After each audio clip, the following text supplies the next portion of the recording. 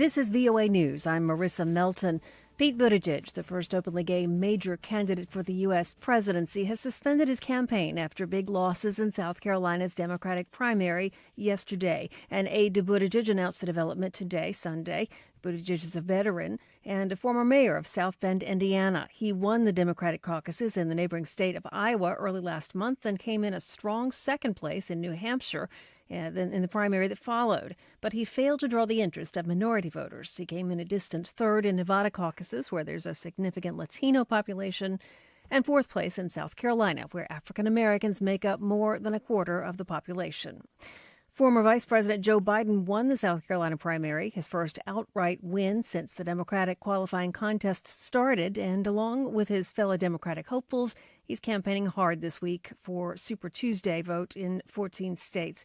On Tuesday, Biden and frontrunner Bernie Sanders appeared today on Sunday morning talk shows to discuss their plans. AP's Shelley Adler has more. Former Vice President Joe Biden says not only can he beat President Trump, he's the one, not Bernie Sanders, who can help the Democrats in Congress. He'll have great trouble bringing along other senators, keeping the House of Representatives, winning back the Senate, and down-ballot initiatives. But Sanders, who came in second in South Carolina, says he's got the only message that can get the most people to the polls. We are going to need the largest voter turnout in the history of this country. And I don't think you can do that unless you have a message that appeals to the working class and the middle class of this country who have been ignored too long by the political establishment, of which Joe Biden is part of. Both Sanders and Biden appeared on ABC's This Week. Shelley Adler, Washington. You can find more on the election and plenty of other stories on our website, voanews.com. You can also download our mobile app. You're listening to VOA News. The World Health Organization is warning travel bans could backfire and lead to a worsening of the coronavirus epidemic worldwide. Latest reports put the number of confirmed cases at nearly 12,000. Lisa Schlein reports for VOA from Geneva. A WHO emergency committee declared the coronavirus a global public health threat on Thursday, triggering a series of recommendations aimed at limiting the spread of the deadly disease.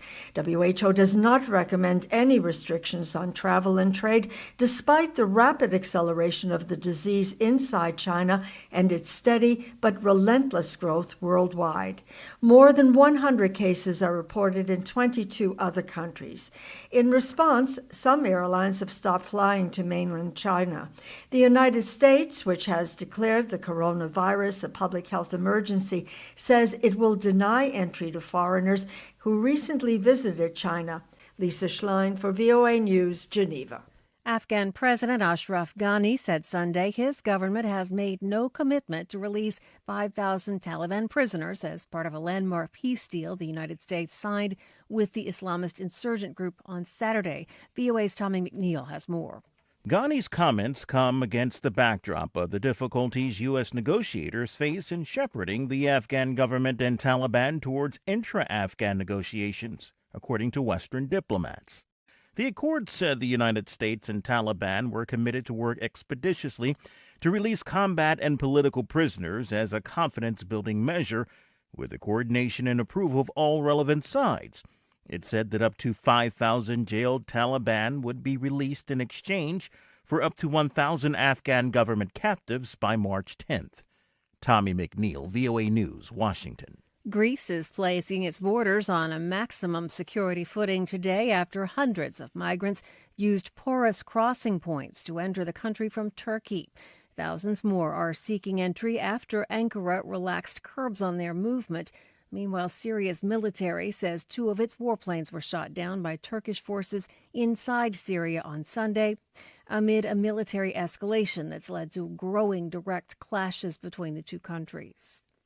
Pope Francis says he will not be taking part in a planned 6-day spiritual retreat after coming down with a cold. The 83-year-old pontiff suffered 2 coughing spells Sunday that forced him to turn away from the crowd on St. Peter's Square. Italy is suffering with a coronavirus outbreak, but there's no indication at this time that the Pope has come into contact with that. I'm Marissa Melton. You're listening to VOA News.